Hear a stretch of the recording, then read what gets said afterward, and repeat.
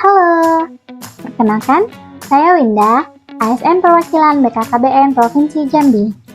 Saya akan membantu Ibu untuk mengenal lebih dalam tentang KB pasca persalinan. Penggunaan alat kontrasepsi sebaiknya sudah direncanakan sejak masa kehamilan hingga setelah melahirkan. Apa itu KB pasca persalinan? Ini adalah program KB yang bisa digunakan oleh ibu segera setelah melahirkan hingga 42 hari setelahnya. KB pasca persalinan memiliki beberapa manfaat, yaitu terkait kesehatan ibu, kesehatan anak, hingga kesejahteraan keluarga. Ada berbagai jenis kontrasepsi yang bisa digunakan, seperti IUD, implan, tubektomi, mal, pil, suntik, hingga kondom. Metode kontrasepsi ini dibagi menjadi dua, metode kontrasepsi jangka panjang atau MKJP dan non-MKJP. MKJP memiliki efektivitas tinggi dan perlindungan jangka panjang, sehingga ibu tidak perlu repot mengingat jadwal penggunaan setiap hari. Sedangkan non-MKJP harus digunakan secara rutin dan disiplin. Jika lupa, risiko kehamilan bisa meningkat. Mari kita belajar lebih dalam tentang jenis-jenis kontrasepsi. IUD, alat kecil berbentuk T yang dipasang di dalam rahim oleh tenaga medis. Sangat efektif dan bisa bertahan lama.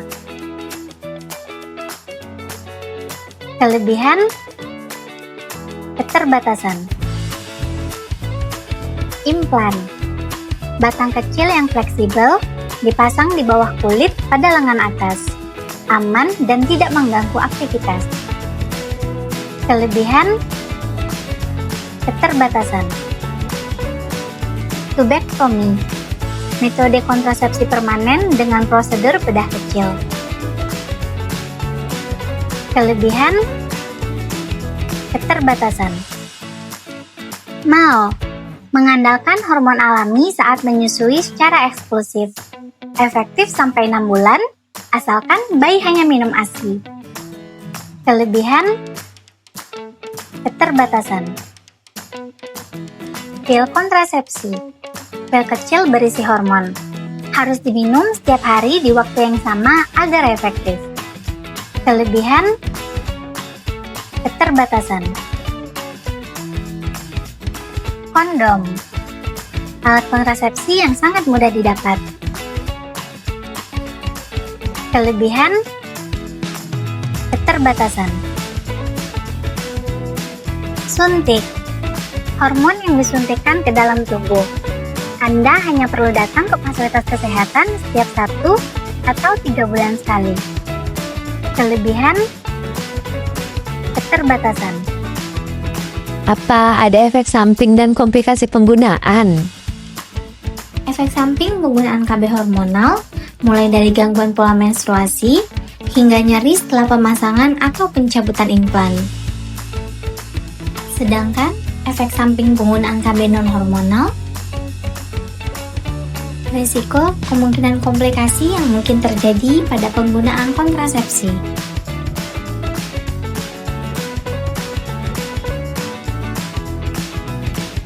Kalau tentang mitos yang ada, itu bagaimana?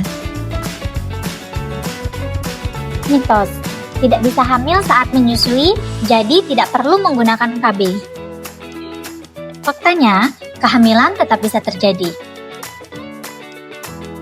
Mitos, IUD bisa bergerak dan hilang. Faktanya, IUD dipasang oleh tenaga profesional sehingga sangat kecil kemungkinannya untuk bergeser. Mitos, KB membuat gairah seksual menurun drastis. Faktanya, perubahan gairah seksual sangat bervariasi bagi setiap individu. Gairah seksual juga dipengaruhi oleh banyak faktor lain, seperti tingkat stres, kelelahan, dan kondisi emosional pasca melahirkan. Mitos, KB menambah berat badan secara signifikan. Faktanya, tidak semua orang mengalami kenaikan berat badan. Tiap tubuh merespon hormon dengan cara berbeda. Mitos, KB bisa bikin mandul. Faktanya, kontrasepsi hormonal seperti pil atau suntik memang bisa menunda kembalinya kesuburan, tapi hanya sementara. Mari kita lihat beberapa pendapat atau pesan dari ibu yang telah menggunakan kontrasepsi.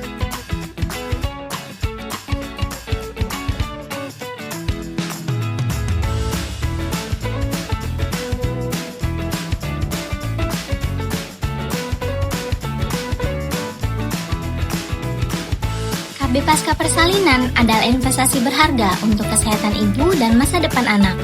Dengan merencanakan, mari wujudkan keluarga berkualitas. Berencana itu keren.